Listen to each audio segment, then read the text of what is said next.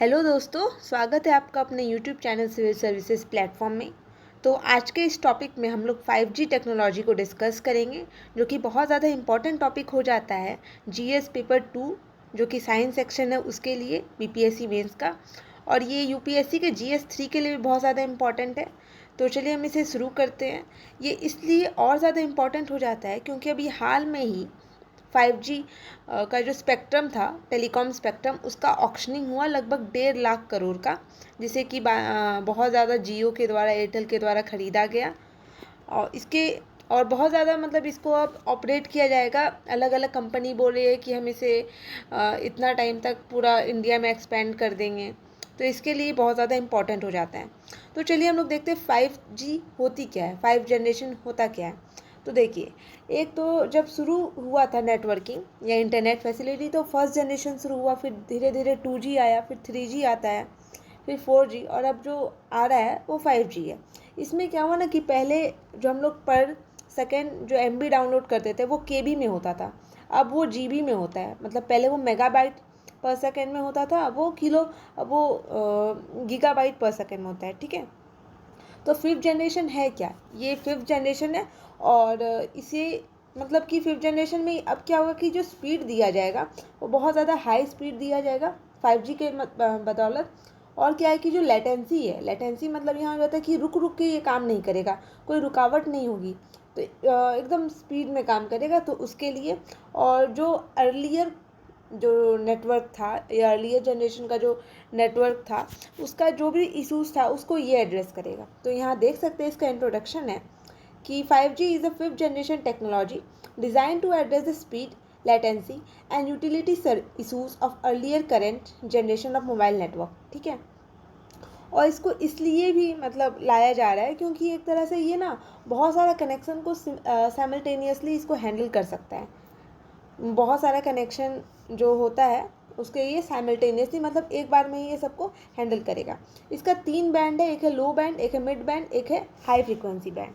ठीक है, देखिए लो बैंड क्या होता है कि जिसमें 1 हर्ट्ज से कम, 1 गीगाहर्ट्ज से कम का हो उसका फ्रीक्वेंसी, वो लो बैंड हो गया। मिड बैंड में आता है एक कि वो 1 गीगाहर्ट्ज से लगभग 6 गीगाहर्ट्ज तक है, तो वो मिड बैंड है। और हाई गीगा बैंड में क्या हो जाता है कि वो लगभग 24 गीगाहर्ट्ज से लेकर के 40 गीगाहर्ट्ज तक है। ठीक है, अब हम लोग 5G जान गए, मतलब जान रहे हैं, तो उसका सिग्निफिकेंस क्या है। तो सिग्निफिकेंस ये है हमारे इंडियन पर्सपेक्टिव में कि इससे क्या होगा कि इकोनॉमिक ग्रोथ बहुत ज़्यादा बूस्टअप होगा। माना जा रहा है कि लगभग 450 बिलियन, ये $450 बिलियन ये इंडियन इकोनॉमी में ऐड करेगा। ठीक है, फिर दूसरा है कि ये बहुत ज़्यादा हाई स्पीड देगा, लगभग 10 गीगाबाइट पर सेकेंड, जिससे कि जो हाई स्पीड होगा, जिससे कि फास्ट डाउनलोड होगा। और बहुत सारे सेक्टर में जो हम लोग काम करते हैं, चाहे वो डिफेंस सेक्टर हो या फिर वो स्पेस सेक्टर हो, हर जगह हम लोग को ये 5G हेल्प करेगा। तो ये सब में, और ख़ास करके इंटरनल सिक्योरिटी में भी इसका बहुत ज़्यादा मदद है। फिर क्या है कि creation of job, it will have the job creation in field like agriculture, health में, एजुकेशन में, इंफ्रास्ट्रक्चर, ये सब में। फिर क्या है कि ease of doing by bringing positive change in the governance of the country, जो गवर्नेंस है कंट्री का, इसमें भी ये अच्छा काम करेगा।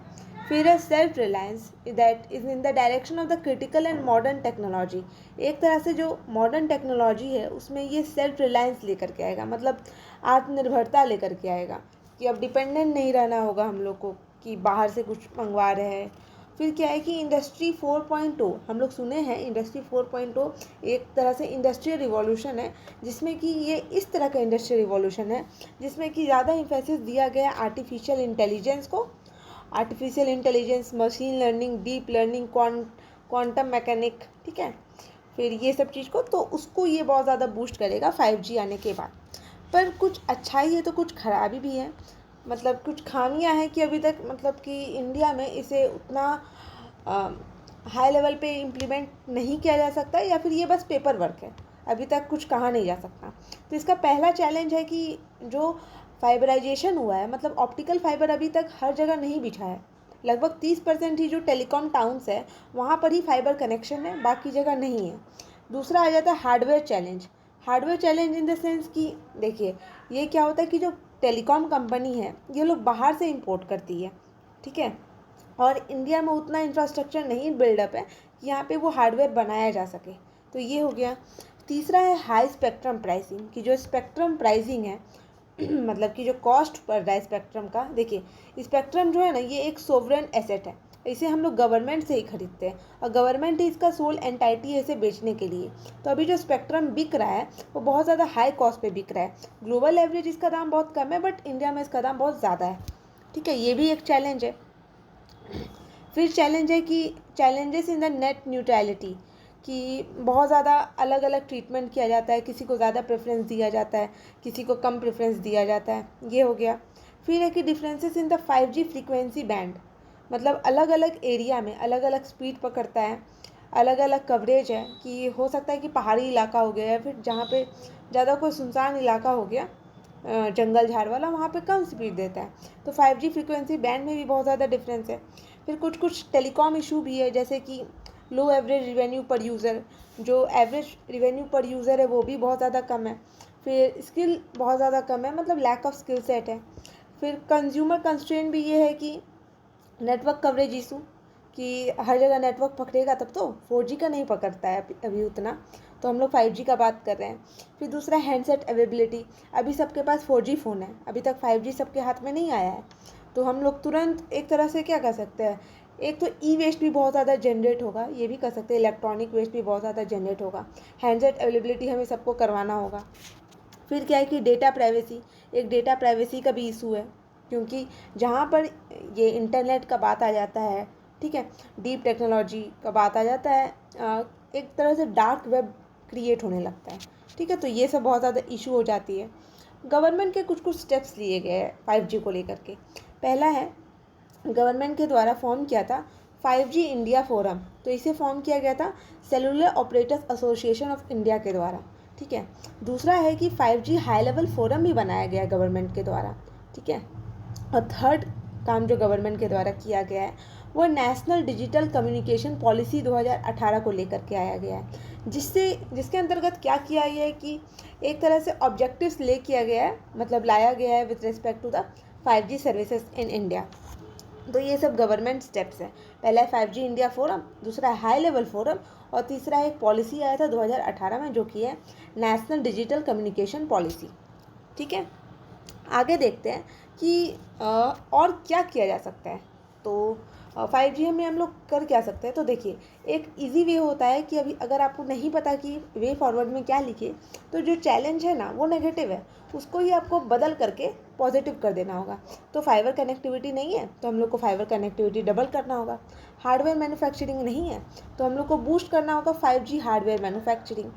फिर प्राइसेस बहुत ज़्यादा है ग्लोबल एवरेज से, तो हम लोग को प्राइसेस को रैशनलाइज करना होगा, उसको कम करना होगा, उसको ग्लोबली कम्पिटिटिव बनाना है। ठीक है, फिर क्या है कि बैलेंस एलोकेशन ऑफ बैंड्स, कि जो बैंड डिस्ट्रीब्यूट करेंगे, एलोकेट करेंगे, उसको एक बैलेंस तरीके से किया जाए, जिससे कि एक फ्यूचरिस्टिक 5G एप्लीकेशन है उसको इन्हेंसमेंट मिलेगा। ठीक है, तो ये सब हम लोग कर सकते हैं 5G के लिए। एक और टॉपिक है 5G स्पेक्ट्रम, ये एक अलग टॉपिक है बट ये उतना बड़ा टॉपिक नहीं है। बस आपको ये जानना है कि देखिए स्पेक्ट्रम क्या होती है ना, स्पेक्ट्रम होता है रेडियो फ्रीक्वेंसी, जिसमें कि मोबाइल इंडस्ट्री काम करता है। हम लोग जो बोल रहे हैं, हम लोग जैसे कॉल पे बात करते हैं, तो ये रेडियो फ्रीक्वेंसी के थ्रू ही ट्रांसमिट होता है इधर से उधर। तो यही जो स्पेक्ट्रम होता है ये रेडियो फ्रीक्वेंसी है जो कि एलोकेट किया जाता है मोबाइल इंडस्ट्री को और बाकी अदर सेक्टर्स जो कम्युनिकेशन के हैं। ठीक है, और जो स्पेक्ट्रम है ये एक सोवरेन एसेट है। तो ये स्पेक्ट्रम के बारे में था। इसमें 3 टाइप का होता है, एक होता है लो बैंड, एक होता है मिड बैंड स्पेक्ट्रम और एक होता है हाई बैंड स्पेक्ट्रम। तो ये स्पेक्ट्रम के बारे में था और ये 5G टेक्नोलॉजी के बारे में था। इसका क्या गवर्नमेंट स्टेप्स है, क्या इसका चैलेंजेस है और क्या इसका सिग्निफिकेंस है, हम लोग सब इसको देख लिए। आप लोग इसका नोट्स बना सकते हैं, बहुत ज़्यादा फ़ायदेमंद रहेगा क्योंकि एग्ज़ाम में ये बहुत ज़्यादा इंपॉर्टेंट टॉपिक है इस बार। तो मे बी वीडियो बनाने में थोड़ी लेट हो गई क्योंकि फेस्टिवल्स है, कुछ दिन और इशू होगा, फिर हम रेगुलर रहेंगे। ठीक है, तब तक आप लोग पढ़ते रहिए। Thank you so much.